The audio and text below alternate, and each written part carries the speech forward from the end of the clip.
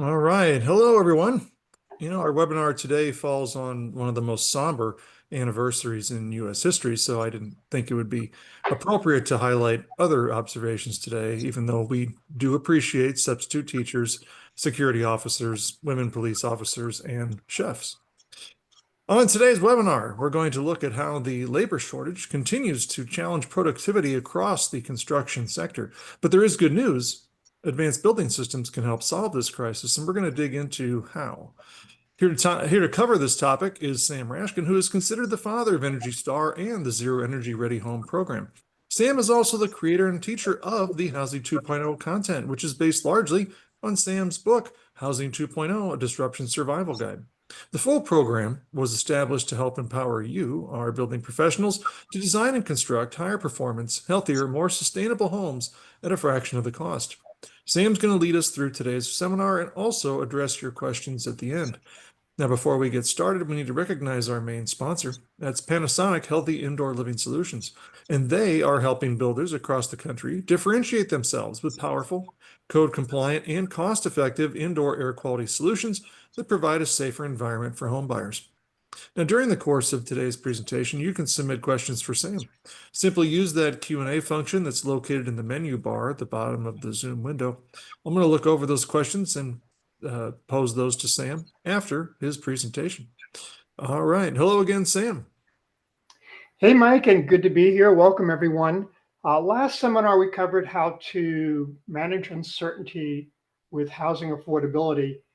Now, this seminar today, we address the fact that even if you're affordable, if you can't find the workers to build the affordable housing, we're still in trouble. And we have an incredible crisis with workforce as well as with affordability. So we're going to talk about 4 survival strategies so you will be prepared moving forward. And again, this is a subject today, housing workforce for survival strategies as part of our seminar series on managing uncertainty. In prior weeks, we covered how to manage uncertainty with high performance home certification and likely changes and concerns that were happening, particularly with the federal Energy Star certified home program. And then we talked last time, as I mentioned, about housing affordability, incredible uncertainty there, and 6 strategies for how you manage affordability. Next session in October, we'll talk about how to manage the uncertainty with translating very hidden value of high performance homes, 6 science-based strategies conveying value. And finally, we'll wrap up with uncertainty with home buyer expectations and how to integrate high performance homes with designs that live better. So this is a series for this year. Let's move forward with today and our session on housing workforce. Ignore the title. And what we're going to do is a quick background, as we usually do in Housing 2.0. We'll talk about why workforce uncertainty is such a crisis right now. And then 4 workforce survival strategies. Number 1 is leveraging the business case for recruiting. 2 is enhancing productivity, so you need less workers. 3 is managing the shrinking skill base. And 4 is how to reduce the trades significantly.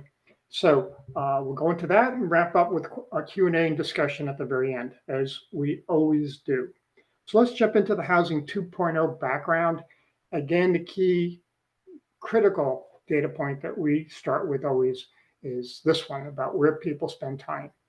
Detailed surveys with homeowners and asking, are you at home, are you at work, dining, other indoor locations, vehicle, outdoors? And lo and behold, we're nearly 70% of our time in our homes every day, which leads us to this epiphany, this incredible observation: home is where life happens. And what we try to do with Housing 2.0, why we exist, our core reason is to address the fact that we are absolutely essentially needing to build homes where life happens better. And as I just quickly went through in the prior slide, I suspect as we've gone through more telework conditions, probably the time we spend at home may be increasing from 70 to 75%.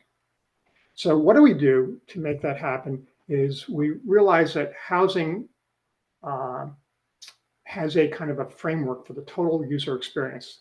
And most of my audience coming from my background, leading Zero Energy Ready Home and Energy Star, know that we've been focusing a tremendous amount on maximizing or optimizing performance, but that will not get the job done.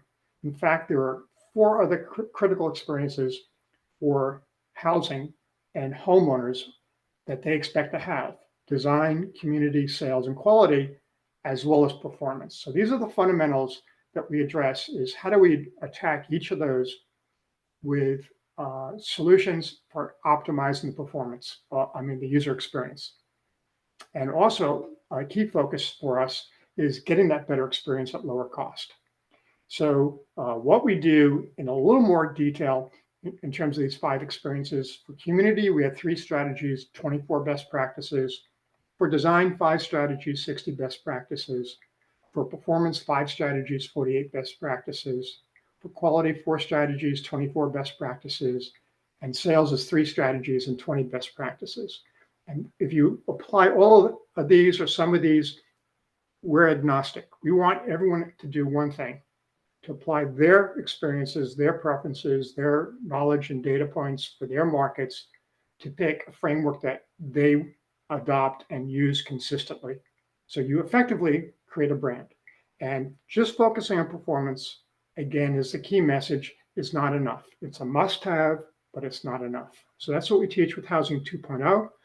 And how we get you there at lower cost is we recognize that we do have to compare what we're doing with the business as usual approach to housing, the existing business model focus on minimizing first cost.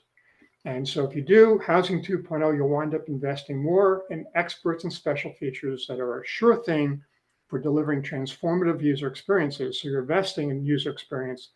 But as we covered in the last seminar, we apply this cost optimization, 6 strategies for really knocking the cost down consistently.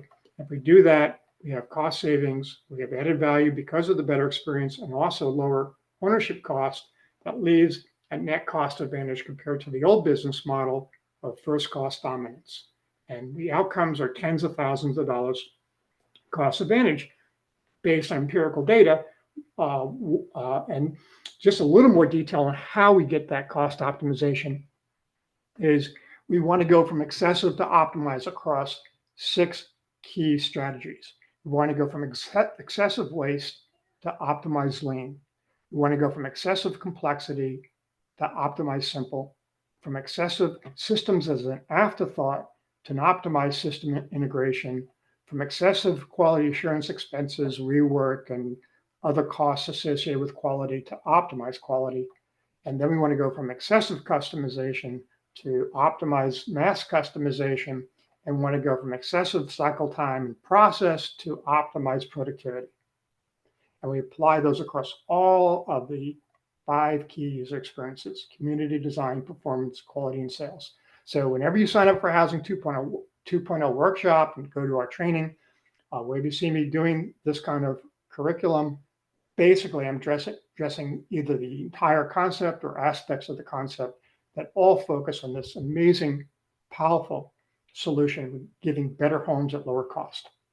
And I mentioned empirical results. Here's one example. Not expecting you to read these diagrams and drawings, but more about the data point that is so important. Mike and I ran some action groups with dozens of builders the first year of the program.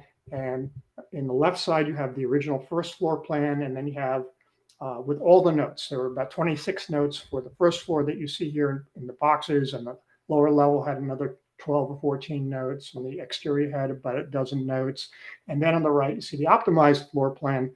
And again, point not to explain why this is better, but what we did after we optimize our designs in the action groups is have every builder go back using our spreadsheets to figure out the cost advantage through the savings and through the added value. Unless you do these calculations, and you can't manage what you don't measure. And in this case, Tim O'Brien found on that home that he saved $46,000 in costs, and he added $72,000 in added value and ownership, homeowner cost of ownership savings, $118,000 benefit So when I say tens of thousands of dollars cost advantage, I mean tens of thousands of dollars cost advantage. Key resource, as Mike mentioned, is the book Housing 2.0 Disruption Survival Guide. I hope many of you take the time to go to the Green Builder website and try to get a copy, not because I'm trying to get books sold, but because I want this critical skill set for doing better at lower cost spread across my community of builders and professionals vested in high performance homes. Okay, let's address why workforce uncertainty is such an issue. Now, why is this another crisis that the industry is dealing with, concurrent with affordability and regulatory crises and others? And let's start with this one. First is just the fact there's a shortage. 52% of builders surveyed across 9 different contractors have consistently been saying there's a huge shortage. It went as high as 90% in 2022. It's come down to about 52% as the industry's had a little bit of a slowdown post-COVID. But these red bars, vertical bars, are basically results of surveys. The vertical axis on the right, the shortage percent that they report, is what you want to focus on. The last one is about 52% as the industry was peaking, and we had quite a strong period of construction. We were pushing up to almost a high 80% or above 80%. Some trades were over 90%. So we just didn't have enough trades. And then because we didn't have enough trades, significant delays were a consistent outcome that was being experienced. More than half the contractors, 54%, report project delays due to workforce shortage. And 94% of construction firms in this article reported having a hard time finding workers to hire. And so it just adds tremendous challenges to staying on schedule. The other problem is skill. You know, with the shortage of workers, there's less diligence in making sure they have the critical skills.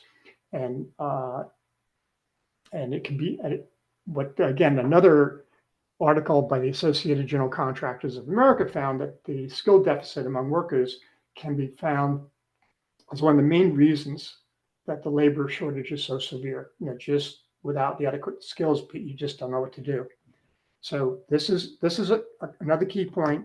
And then the other one is, as the skills shrink, and obviously as supply shrinks, costs go up. So there's been approximately a 10% year-over-year wage increase on the residential builder worker side. In September 24 is the last data point I can get, and that's from NAHB. And the key thing is they're growing at record levels, the costs for labor. So that's one point. On the other side is the fact that the workers are getting older. The average construction worker age reported by Bureau of Labor Statistics was 42.5. In a recent study, another study by the Home Builders Institute found that for every 5 workers who are aging out and retiring from the workforce for construction, there are only 2 in the pipeline behind them to replace them. In other words, increasing pressure, downward pressure on the availability of workers. Just again, a real crisis. This is one of the recent numbers reported in terms of workers needed each year is over 720,000 to combat the approximate 1.5 million shortage of homes. So, you know, just this is a huge backlog of workers we need. And then you look at another pressure in the industry is where the workers going to come from. The immigration policies have been evaluated. One study done by the American Enterprise Institute looked at what were the likely availability of immigration workforce to work in construction, and you can see that the shift from prior years is draconian. This is the high forecast on the left, is about 115,000 available to come and work, and in the worst case, the low forecast was a negative 500,000 workers coming in. So there's no question that immigration is a significant uncertainty in the workforce that's likely to lead to more shortage of workers for the industry. And then on the workforce side is also the fact that the workers we do have, how bad the productivity is. Example of how productivity has grown in other industries, the auto industry. In 1903, it was manually made, again, much like the car industry. The product you built up in the back room somewhere, you assemble a car.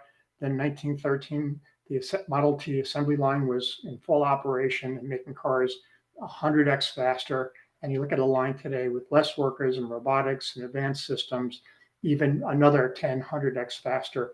And so the auto industry, in terms of productivity, amount of production per worker is going up at exponential rates. And you look at the housing industry, this is how we made homes, at least in enclosure 150 years ago in 1877, home being built in Omaha, Nebraska.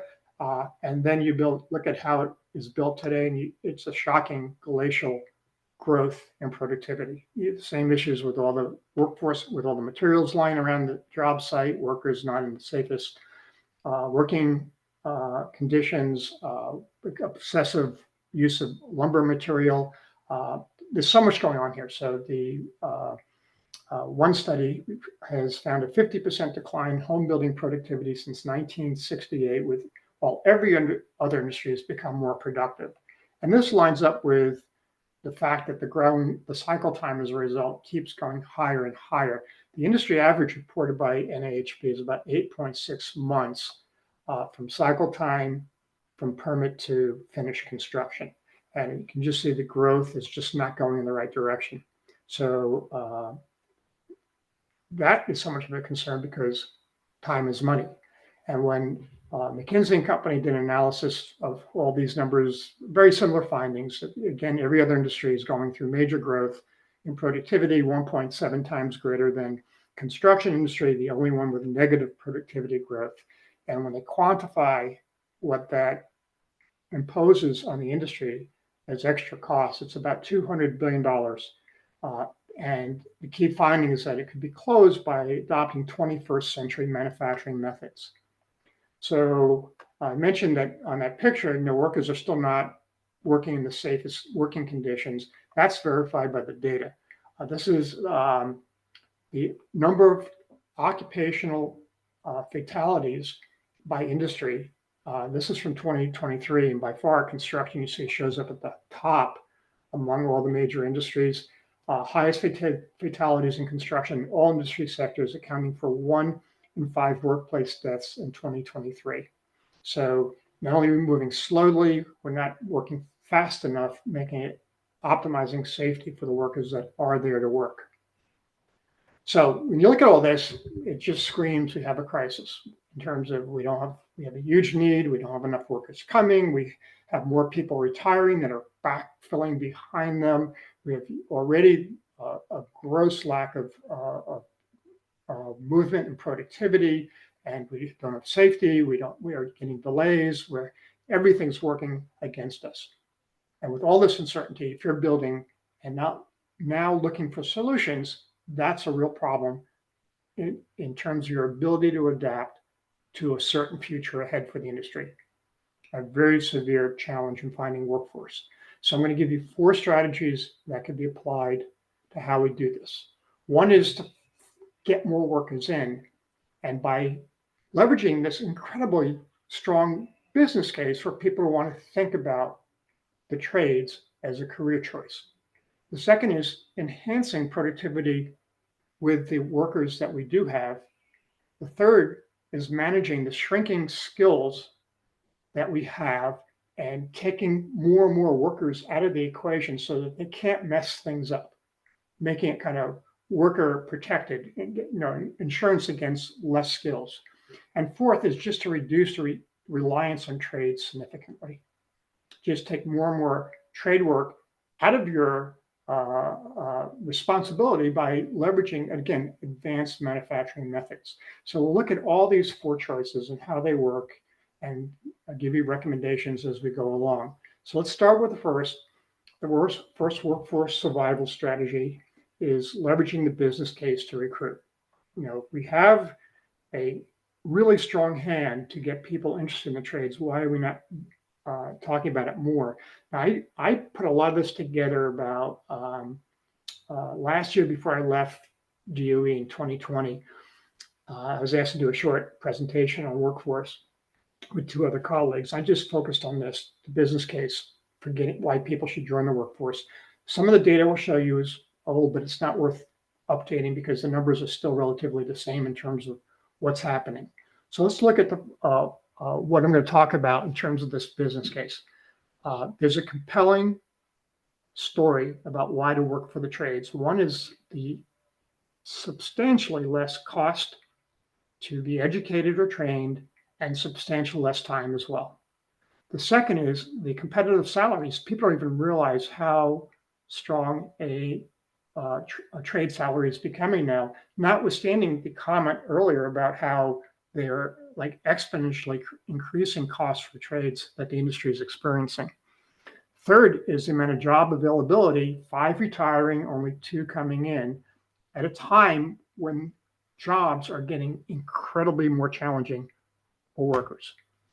And then fourth is greater job security. This is working in construction is one of the career paths that has the most job security. We'll talk about those things.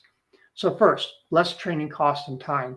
On the left, you have discussion about time. And basically the comparison would be a normal college 4-year degree is twice as long as a 2-year trade school.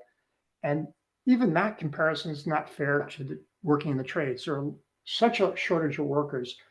Many contractors will take people on as apprentices and teach them almost while they start to work to learn the trade. And that's so it's almost like 0 years of time. And if you think about the cost of college over 4 years can be sometimes hundreds of thousands of dollars, easily over 100,000, even for going to a state school and starting with community colleges. You look at cost of books, deferred income, you look just the cost of tuition, you add all those expenses up, and it's tremendous. So the average number I got from one source was 150,000, but very old. So again, I think we're into the hundreds of thousands of dollars, and the cost of a trade school for those that do choose to get formal training is about 30,000. So if you choose that path and not the apprenticeship, working directly for trades and learning by doing, so to speak, even if you take the trade school path, that's 5 times less cost than getting a college degree. So time and cost, huge advantage.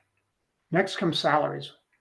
Okay, when you look at the salaries, again, these are a little bit older, 2020 when I did this presentation, but just everything's higher. But again, the concept's the same, is that when you look at plumbers, carpenters, electricians, HVAC technicians, and look at starting engineering salaries, computer science salaries, business and communication salaries, they're so close to working in the trades. And so, it's a very competitive salary working in the trades. And for those that learn their trade and start opening up businesses, becoming an HVAC, local HVAC contractor or a local plumber, you can really set up an incredibly successful business and have higher end salaries that are very, very significant, with higher level salaries for success in business professions and computer professions as well. Then comes job security. The total contract value of outsourcing market in America is, this is from 2000 to 2019, and hasn't gotten less, has been a huge growth in using workers who are much lower cost from India and other countries to do a lot of work. And work like the trades has so much less work, so much less risk of outsourcing. Trade jobs can't be outsourced, while jobs in information technology, customer service sectors can always be contracted out. So it's a very secure job when it comes to outsourcing. And also, it has much greater job availability. This was amount of jobs available in the next 15 years forecasted by the Bureau of Labor. And you can see at the low end was the federal government, which has really come to fruition. At the high end was healthcare and social work, which is also very accurate forecast. But the next highest was construction in red bar, highlighted for you. So you can see the percent change is the vertical axis, and you can see the construction has a very impressive growth opportunity for people who want to go into this career path. And in terms of job security, I also, the elephant in the room is always AI and how that's going to affect careers and job security. And the jobs likeliest for AI to take over are shown from a recent study that was featured in the CBS Morning News coverage. The most likely jobs are coding, accounting, copywriting, translating, customer service, paralegal, illustration, graphic design, songwriting, info management. You've heard these many times over.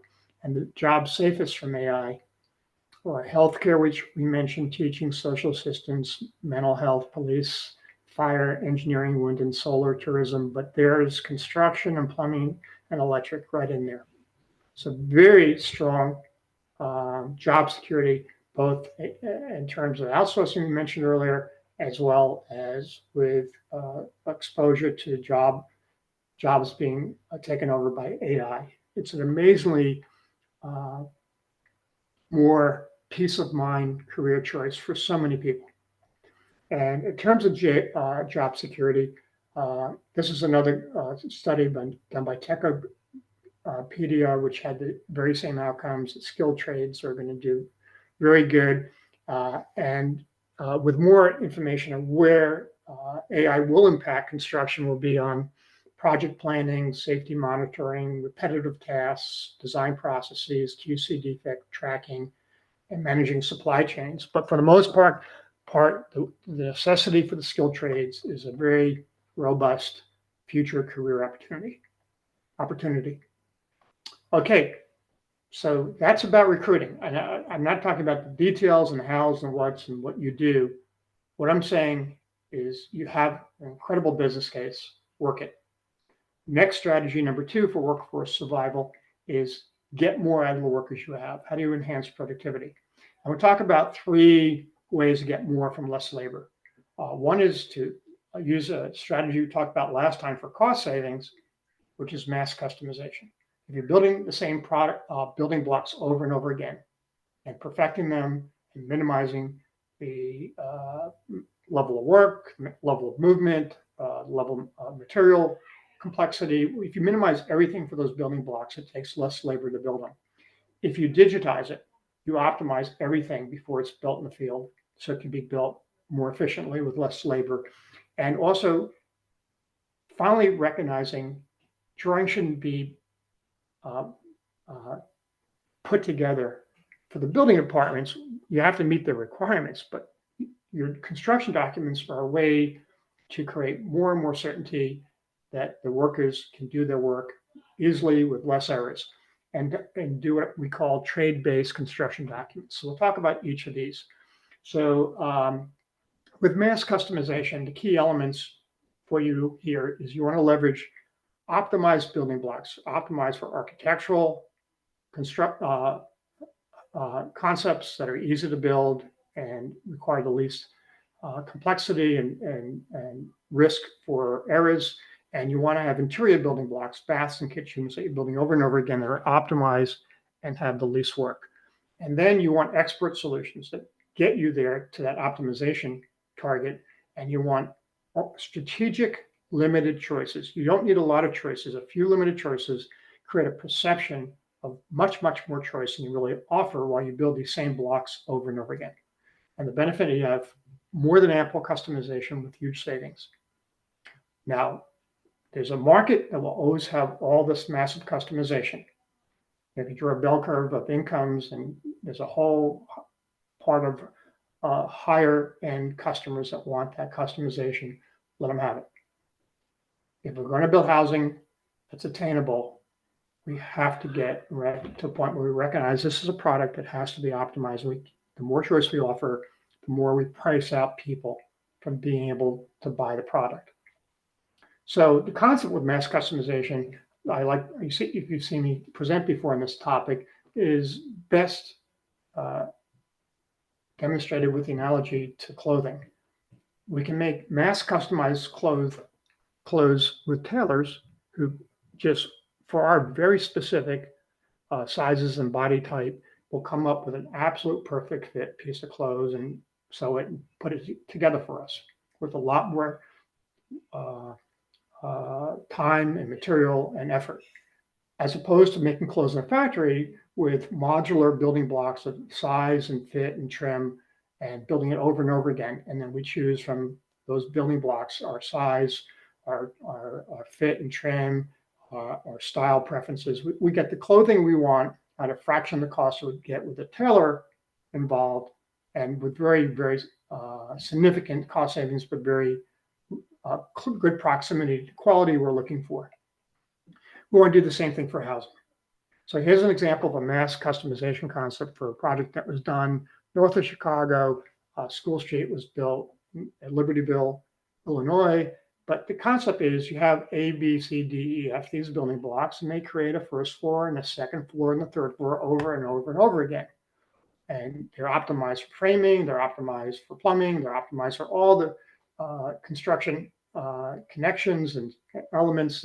So it is just, if you're going to build it over and over, you can just take the time to just take every wasted cost out of the process. And then you do another set of building blocks for the second floor. And if there's a third floor, you just put them on top of the third floor. And the key point here is now you can invest in expert solutions, because it's going to be amortized. The cost of those experts and world-class design solutions that you get will be amortized over many, many uses of those building blocks and many, many, many projects and many, many different house plans. The design, building science, health, smart, lighting, color, landscaping, things that you optimize can be done over and over again. So this particular project looked like this on the elevation sketches, and yet there's only, you had a choice of 2 or 3 stories, and there are 2 or 3 truss configurations, and there are 2 different pop-out windows, and I think 2 or 3 variations for front porches, and a few siding trim packages, and a few color packages. Yet the perceived customization is impressive. And when you see the actual construction, it's off the charts. This is a production-built tract home project that looks almost like a custom street. And any of you who attend my design seminars know I always preach that landscaping trumps architecture, because as trees grow up, and the street today is even more fully developed with the trees and the landscaping become the strongest impression you get when you come to the street. But I use this early shot of School Street before the trees are fully matured, just so you can see how rich the architecture can be with the same building blocks over and over again. And the savings, as you keep using these building blocks, keeps accruing.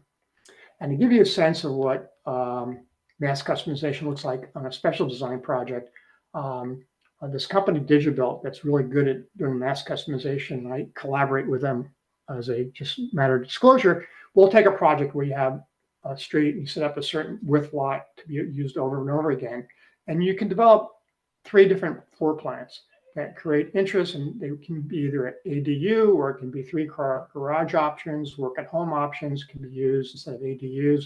But then you can have a bungalow set of options that can have 6 distinct exteriors, and you can have a craftsman option, and you get to see that there's so much diversity, even just with these limited choices, that the street again can have a sense of a more, not a tract built project, but more of a customized project. We don't have to do as much as we're doing. And because these are going to be optimized, and they'll be used over and over again. And so that's the power of mass customization. Then comes digitization. If I've invested in a set of building blocks I'm going to be using over and over again, mass customized, now I can invest in digitization, because it's not cheap unless you're doing over and over again the same building blocks.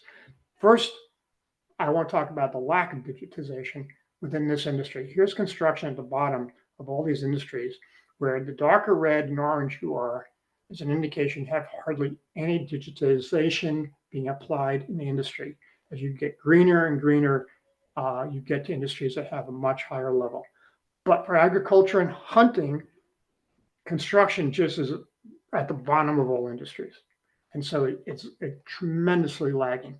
So when you look at how a car is made, the amount of confidence, the reduction in waste, the reduction in rework, the reduction in labor, the reduction in time, the reduction in customer issues and callbacks. And when you look at a car, it's made on a computer. So by the time you get to the plant, everything is fully optimized, uncertainty is removed, it's fully optimized process. But when you look at housing, it's completely analog with the drawings we do, and it's the opposite. And there's so much room for error in the field, interpretation of what the drawings say, understanding what the drawings say, of knowing that you've done everything and it's complete and things aren't missing and all the details work properly, because you can see everything three-dimensionally. You really know that you have the product nailed down. So you're creating a virtual twin on the computer with a digitized business model versus analog, where you just in two dimensions. And when research is done, again, by, in this case, McKinsey Company, to look across all the key metrics for profitability of companies, price to earnings, total shareholder returns, return on tangible equity, and they compare businesses that have a lot of digitization with those that don't, about 26 to 65% outperformance by digitized leaders in the industry. So amazing business case. And so we can make an assumption that housing is different, and digitization won't make a difference, or we can truly understand the power of building these virtual twins is even more compelling in housing. And I expect to see even bigger performance advantages for companies that do. So when you digitize, virtually everything's integrated. Your structures, mechanical, electrical, plumbing, details, trim, finishes. So it's faster, it's better, there's tremendous cost savings. Again, I won't go through a lot of details. I'll let the pictures kind of show you. Here's a digitized house. We know where all the plumbing is going to go, how it connects, how it's going to be run. Some low-level plumbing trainee in the field's not figuring that out. Same with the ductwork. It's optimized for size, for layout, and how it gets to each run. And the guys in the field have this. It's much easier to make sure it's done right. All the electric and the lighting, the integration with the solar, all that is done. So the plumbing vents don't go through the solar system. The foundations, the framing, how much wood you need is optimized. Where the wood's used is optimized. All the structure, where you need penetrations and openings for lighting, for plumbing, for electric, for mechanical, all that's worked out and you understand. And you can see how it will be assembled three-dimensional, and even the finish you see. So are all the casings where there's transitions, let's say from a baseboard to a door trim, are they right? From the handrails, from the stair posts to the other trim, from all the cabinets, all the lighting, is everything done, set in the right locations? You can only do this to this level if you're digitized. So recognizing many of us are going to lag getting to that level, we're stuck doing analog drawings, but even analog drawings at least can be done better if you're going to do, this is the best you can do.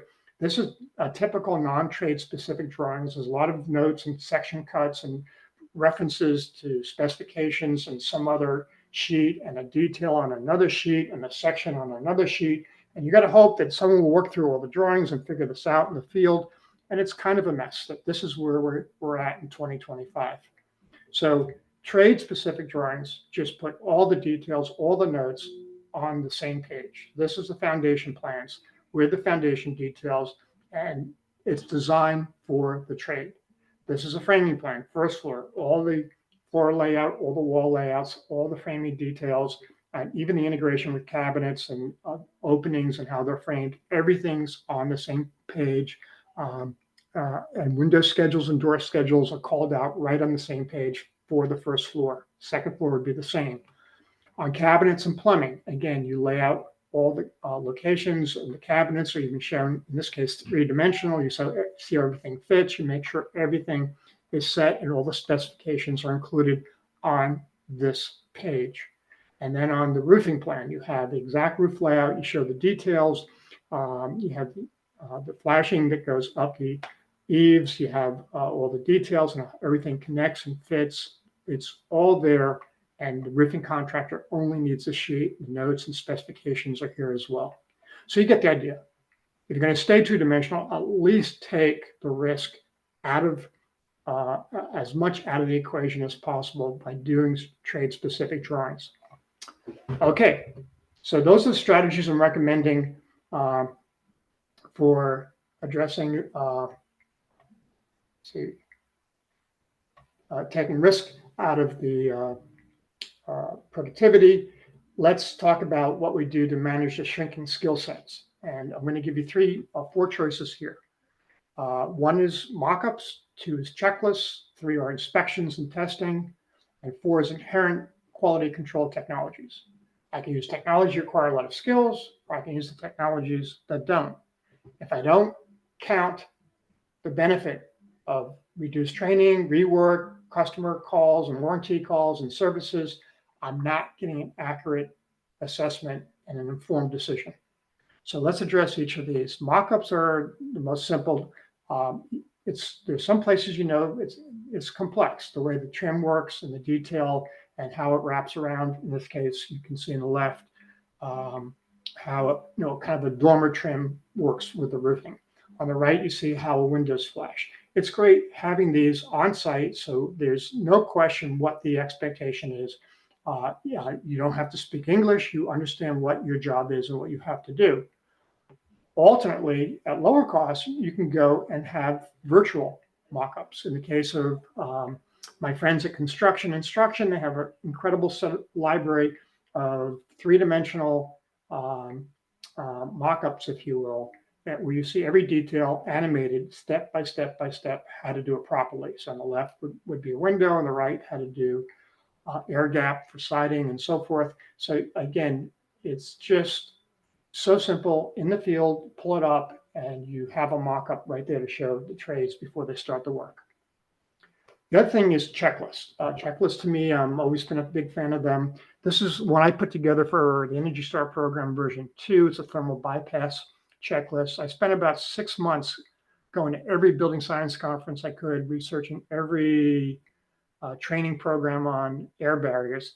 And it was kind of scattered and things were all over. There's a lot of good content. I curated it into a way that in the field, you can make sure it was easiest to inspect. So in the field, we can have the greatest chance of not forgetting something because the checklist follow the construction process. And so this is a thermal bypass checklist, and I'm always frustrated that it's no longer provided with the program because I think this is a great tool for doing a critical part of the oversight with the air barriers that is so important. But checklists can be used for a lot of different aspects, for mechanical, for the ducts and how they're run. You can use them for a lot of framing details and so forth. Then, of course, you want to test and inspect the work. You can't manage what you don't measure, we talked about before. So here you see traditional blower door test and duct blaster tests. So for all my friends that work in these great certification programs, Energy Star and Zero Energy Ready, it's baked in. Or if you get a HERS rating, it's baked in. And leverage those because they're great for holding the work accountable so you don't have to pay the price as the builder. And then lastly, these inherent quality control technologies. There's so many great innovations, and I don't think we fully account for their benefit because they eliminate so much risk in terms of quality construction in the field with a shrinking skill workforce. And so here's what I love is a plug and play duct system by RIA. Essentially, at the plenum, you have these cuts. Eventually, they'll be cut. The plenums will come pre-cut for you, but they're easy to do. And then you have a home run to each room for as many outlets as you need, with each duct being, I think, a 2.5, 3-inch duct.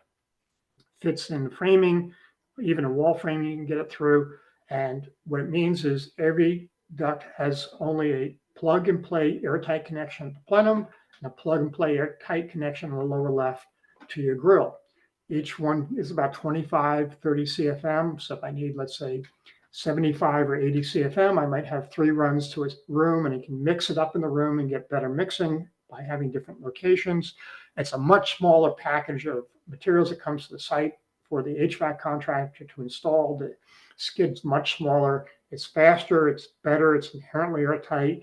You get the ducts in the conditioned space, especially for the Zero Energy Ready Home program specifications, and much greater comfort because predictive airflow, much more mixing with multiple diffusion locations in many rooms.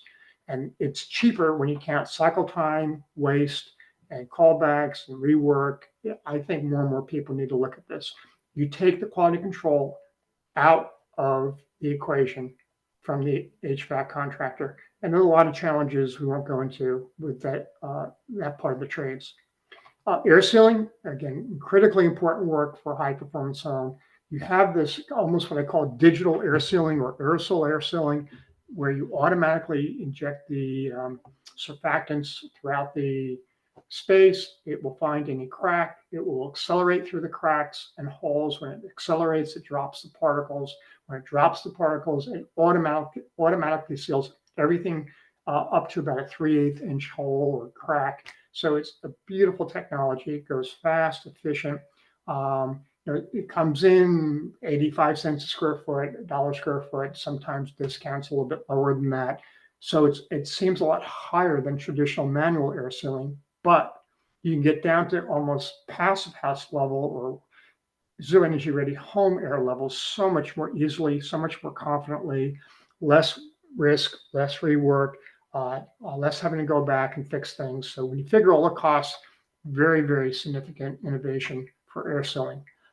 For enclosures, again, I'm talking more about this at EBA at the pre-conference next week, but on the left, you see a continuous installation frame assembly, and you just look at how many moving parts you've got to manage, how much more quality control you have versus a SIP panel where you have virtually no risk of vapor flow through the assembly, no risk of anything less than grade 1 insulation, no risk of air leakage virtually the way it's assembled, no risk of dimensional problems, stronger impact resistance, stronger wildfire resistance, about half the wood of traditional framing.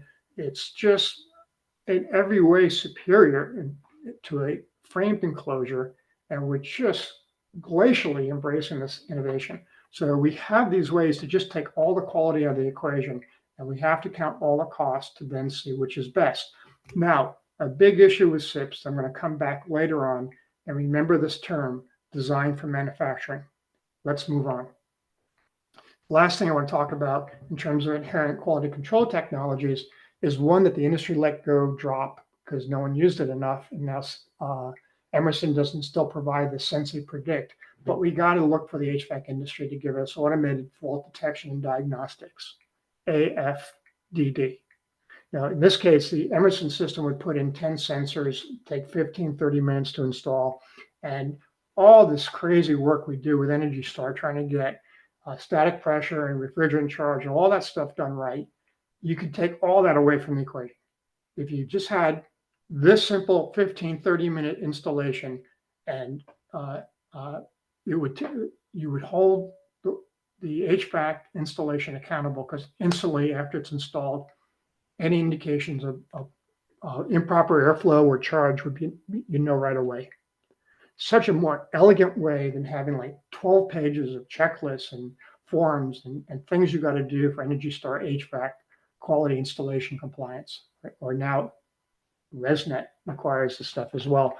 It's just so much more simple if we just have accountability baked in so the quality control is there. This innovation just fell through the cracks. No one used it enough. Now we have to just go manual. So we've got to embrace these innovations. Okay, last workforce survival strategy I want to talk about is significantly reducing the amount of workers we need by reducing the number of trades on the job site.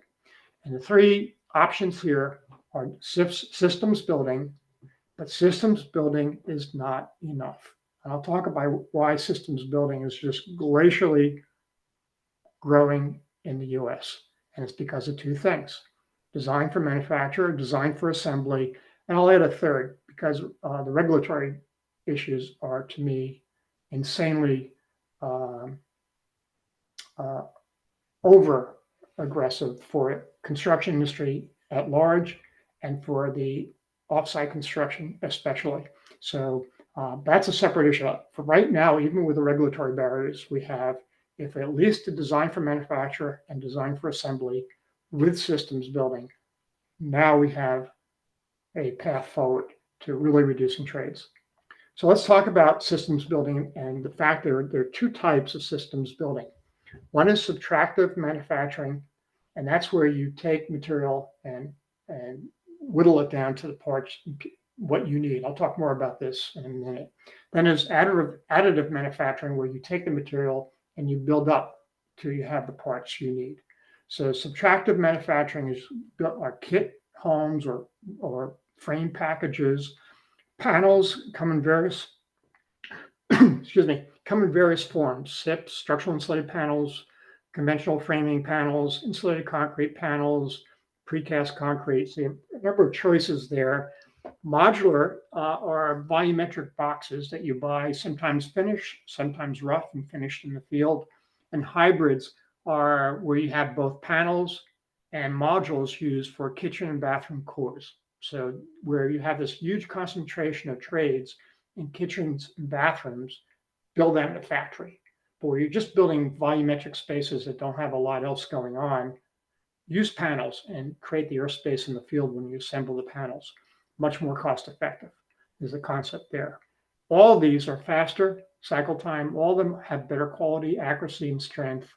All of them have huge cost savings from time, rework, and waste, and all have added revenue from increased velocity. You build many more homes with systems building than you can with traditional construction. So let's talk about additive versus subtractive. So again, on the top is subtractive. You take a piece of material, you whittle away till you get the shape you want, the product, and all that whittling leaves all that waste that you have to get rid of. Okay, but it tends to be able to be done with a lot more conventional equipment and automated systems. So it's why you'll see mostly subtractive processing. Additive processing, 3D, is where you take the material, you put it into the printing machine, and then it prints the product. And the only waste is the finishing at the end, just scraping off any remaining little blemishes, and that's your waste. So hardly any waste with additive manufacturing. So those are your two categories when you go to advanced manufacturing methods. And all these systems building choices reduce cycle time. And the reason they do is you start off, whether you're a systems building or conventional building, with the same design, engineering, and permit approval requirements and time, because that just doesn't go away. But with systems building, at the same time that you're starting the foundations and the site lot development foundations, you're building the home in the plant, and you're building it, and you're managing the waste and your construction process, all that's being done there. So that when it's time to start, once the foundation's done, you're only beginning the building construction process with traditional methods, and then you got to restore the site and get rid of the waste. Where with systems building, you're assembling the panels or assembling the modules incredibly quick with hardly any site restoration work and hardly any waste in the field. So this time savings can usually be 30 to 50% because you simultaneously are building the home and the plant when the site, lot development, and foundation work starts. That's a huge advantage from systems building. So when you have one research study found just the enclosure stick framing was 95 days, offsite was 65 days. That's 30 days savings. Cost of a builder operation, all their costs for leasing equipment, office space, for overhead, insurance, and vehicles, and everything they have going on is about $500 to $800 a day per one study. So that means that 30 days of savings, just that alone, that cycle time benefit for the offsite is a $15,000 to $24,000 cost component that needs to be included in your choices of how to build your home. Additionally, besides these cycle time savings, which reduces your carrying costs, improves efficiency and interest cost for your construction loans and everything that reduces, there's a huge benefit from enhanced profitability from the velocity. When you improve sales and closing, you have more profit per home. So I build another 100 homes a year because of systems building that I can sell because there's a housing shortage. Now, on each of those homes, my profit margin is about 20%. So it's, or 15%, it's 40,000 per home times 100 homes. These are huge numbers. And if you're not counting them, you're not getting the right answer. Should I use the systems building or the conventional methods? And then you have reduced risk. The shorter time it takes, the less you may move into a market condition that's less favorable, or less inflation risk that certain prices increase, or economic uncertainties that people are stop buying, the market conditions change. All those things are lower. So, there's a recent study I just picked up, I think last month, that is over $10 billion cost the home building sector due to longer construction times associated with scarce skilled labor. That's a huge cost for the industry. And we talked earlier about delays. This is a quantified number, 2.2% reduction in global work hours projected by 2030, just to protect workers from heat stress. So beyond just the delay trying to find workers, the working conditions get worse and worse due to climate factors that seem to be, I don't care if it's climate change or not, don't go crazy on me. I'm agnostic. But I do believe in data, and like 19 to 20 hottest years have just happened in the last 20 years where things are hotter. I gotta address the data if I'm in business. If the data tells me it's getting hotter, I gotta know that heat is going to reduce the number of work hours. In the case of this one study, 2.2%. And in a city like Phoenix, we have 113 straight days over 100 degrees in 2024. Probably 2.2% was incredibly generous in terms of the lost percent of work hours lost. Okay, so let's look at the systems framing options. And first, let's start with kits. The very first kits came at the turn of the century from Sears, starting in the early 1900s. Here's one in Sanibel Island where I happened to go visit before the hurricane. God, I forget, it wasn't Sandy, I forget which one went through and just leveled Sanibel. So I don't know that this is still there, but it's just amazing. For $1,500, you get thousands of parts and assemble it on site at a home. Walking through the home was pretty amazing. The finishes and things, of course, get improved over time, but essentially, this was a Sears kit home of era 1924. So today, mostly what we see in kits is just framing packages where the lumber is pre-cut in the field. It's all done with advanced cutting machines that reads the CAD drawings directly and then makes the cuts, numbers the lumber so that you can't make any errors using the wrong piece of lumber in the wrong location. It significantly reduces waste and time. It's a good first entry into systems building if you want to ease your way in. Conventional framing panels built with traditional lumber are available. They're faster. Still a lot of material, a lot of waste. You got still a lot of things going on. You got to do the insulation and fill the cavities and air sealing and so forth. But that's one option. There are high performance framing panels. My good friends at Unity Homes make a beautiful panel. It's really efficient. It's really incredibly well crafted. It makes beautiful homes. So these technologies are available. And then again, I'm a huge fan of SIPs. I love how it virtually takes moisture flow out of the equation. And me from my presentations on high performance homes, we got significantly greater risks when we increase air tightness and insulation. So I'm a low risk guy. I love technologies like this that take all that out of the equation. I can't go wrong with SIPs with some basic modicum of quality control oversight. And again, SIP homes can build beautiful homes. You can see how elegantly simple they are just on the right when you see an unfinished home, and then when they're finished, people have an amazing, cozy, low energy use home. Same with insulated concrete panels, very efficient, very low risk. A little bit of things you got to manage, with pressure, bracing the walls, and not having the concrete pour go south on you. But again, the panels are numbered. It's easy to do. They're elegant how these are constructed. I'm running out of time, so I'll go faster through these. But here's an insulated concrete panel home assembled. Very simple, elegant, and low risk. Precast concrete panels been made for years. Very low uptake because of cost. First cost is higher. There's so many cost savings. They're 5,000 psi, 70% less concrete than conventional concrete foundations for that use. They're insulated R10 on the inside and on the webs, and then they have a cap on the webs so you can attach drywall directly to them. They're almost bulletproof for moisture and for thermal control and for comfort. They're really amazing systems for foundations, but they also can be used for above grade walls as well.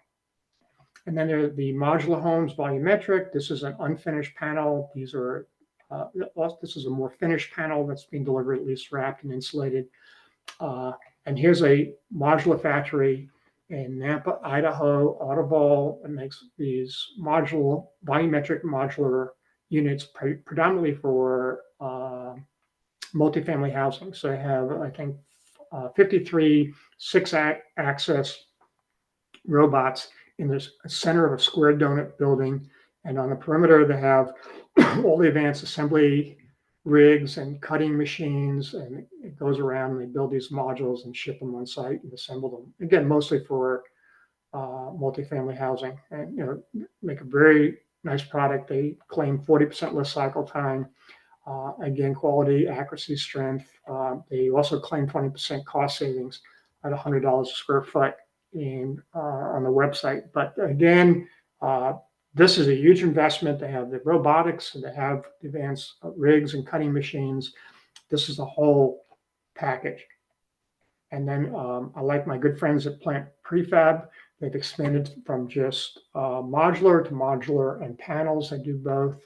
They make beautiful homes. They really totally integrated the finishes, everything. It's a beautiful product that they make. And this is a pod company. It makes kitchens and bathrooms, and you'll see more and more of that pop up as well. And here's a 3D home that's made in a plant, shipped and dropped on site. This is, you can see, obviously a vacation home or an ADU, accessory dwelling unit. And then we have more and more, we have some interest in 3D printing in the field, particularly in job sites that are relatively flat. You set up the printers and can print almost anything you want, and very resource efficient. 24/7, you're printing homes and just producing these homes. And so seeing some really new players come into the market. And I'm also seeing some really strong interest, Lennar and other large builders are kind of testing the waters with 3D printing. So we'll see what happens. On the left, I like it because you start with the 3D in the first floor, and then you SIPs maybe on the second floor, and you start integrating some of these systems together. So, additive on the base and then subtractive on the top. But here's the bottom line. All these systems options, and you look at US uptake versus the rest of the global markets, and here's a sampling. You see that US is right still about 3%. NHB just put out the 3% number a couple of weeks ago. I got it, 3%. We're still staying there for decades. Well, UK is growing just 2013 to 2018 from 7 to 11, all the way up to Sweden, which has been the kind of the flagship for offsite at basically 85% of all their homes sold. It's a longer presentation about why Sweden is 85% and the US is 3%, and why are things moving faster in UK, Germany, and Japan as they all are moving 20% and higher. Again, there's a lot to go into, but a key issue are two things I mentioned earlier: design for manufacturing and assembly. Design for manufacturing means we stop the craziness that we do in this country, where a builder develops plans and goes to a manufacturer and says, build my home in a plant. That's not the way advanced manufacturing works. The way advanced manufacturing works is you have a system, and then you conceive the product based on how the system can be optimized to create designs.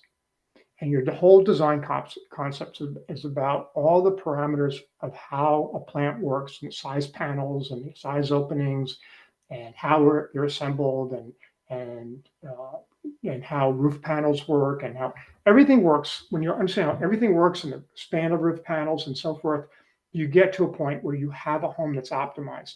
And that, in my calculations, is like another 50-60% cost savings if you design for manufacturing of a specific offsite choice you have. In general, as a concept design for manufacturing, you have a concept development based on how you manufacture. you optimize for how you manufacture, you build prototypes and test, and then feedback is integrated and you get final designs and you keep iterating, improving. But the goals are critical. Early consideration that I want to use this manufacturing process. You want a simplified product design, standardized components, optimization of material usage, and you want to reduce the assembly steps. You think about everything that goes on and how you make a car and look at how they do it. That's how cars are optimized for cost. And design for assembly is now, it's designed for making, it's not designed for the process of how the components are made. Now it's designed for how they assemble.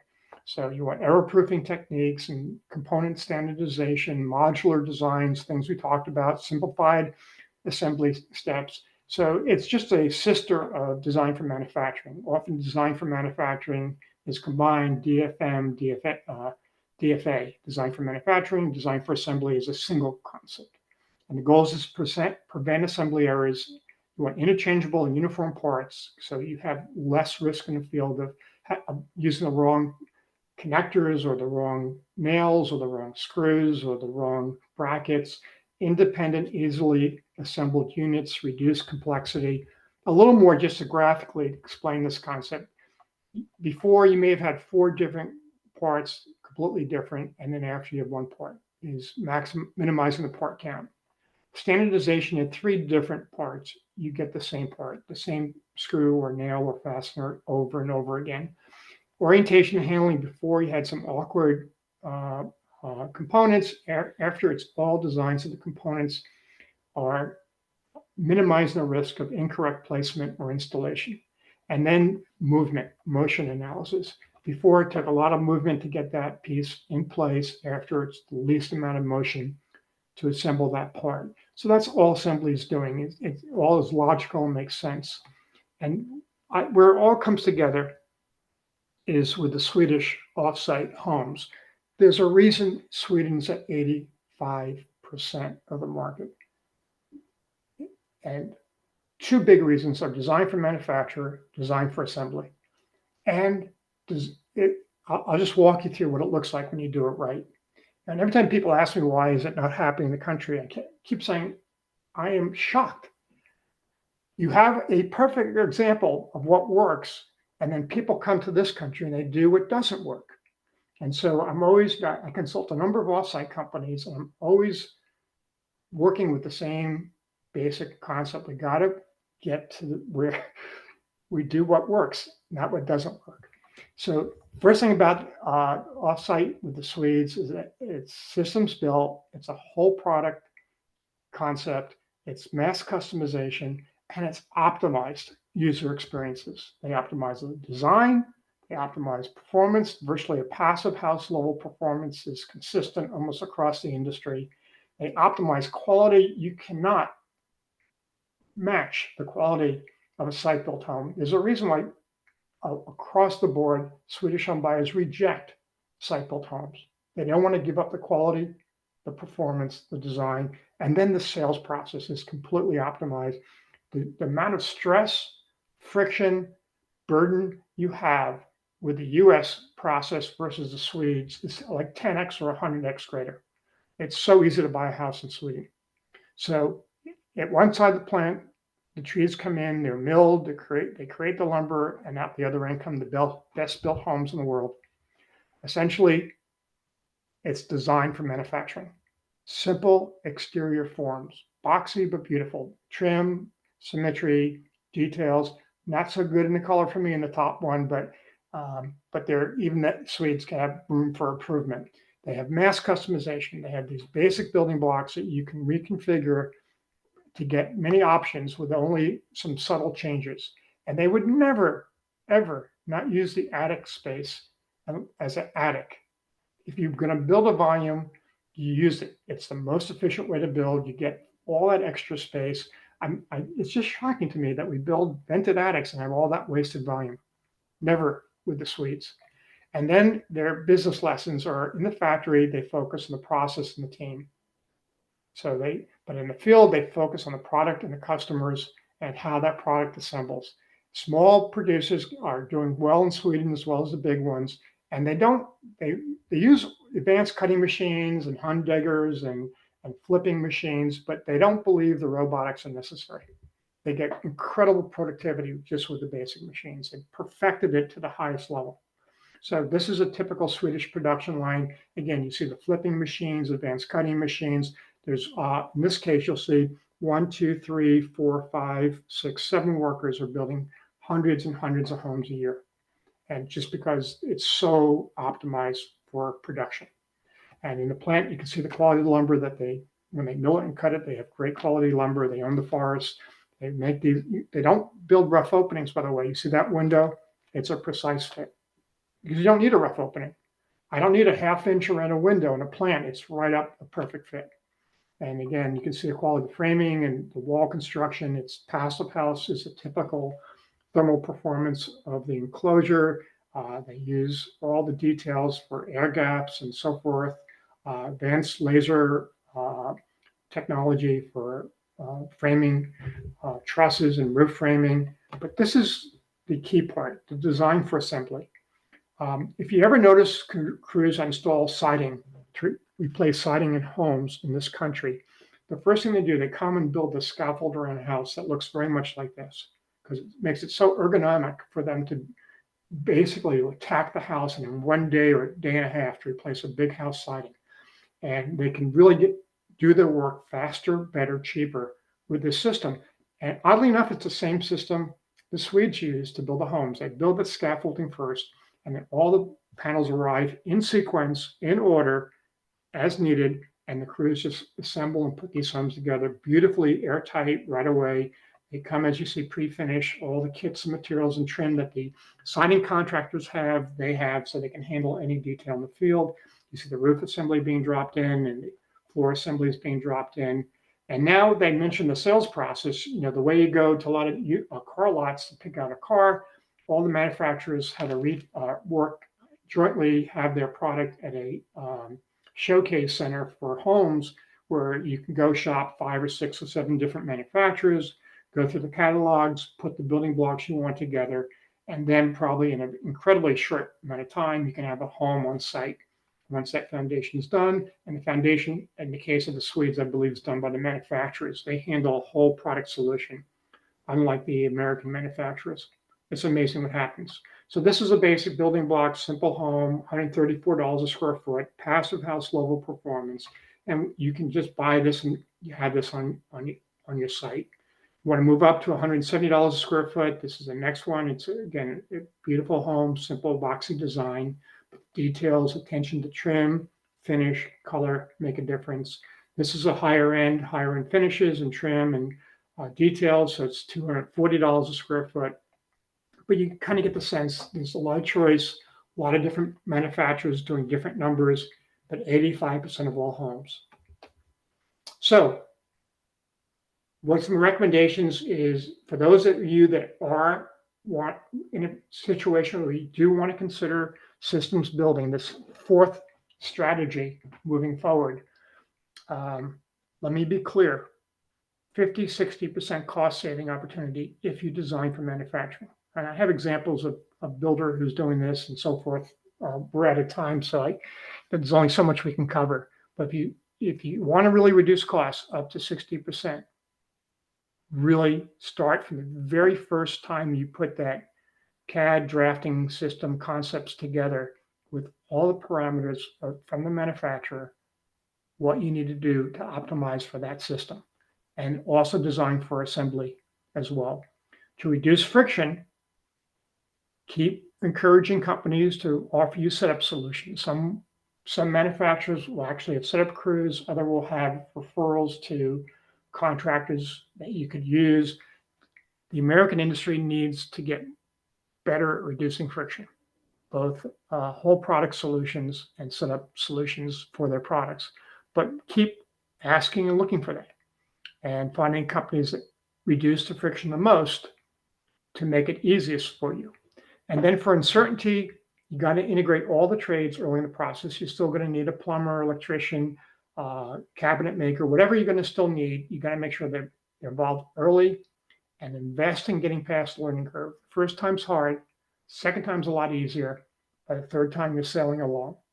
And many lose a heart after only the first project because they're not willing to grasp that learning curve.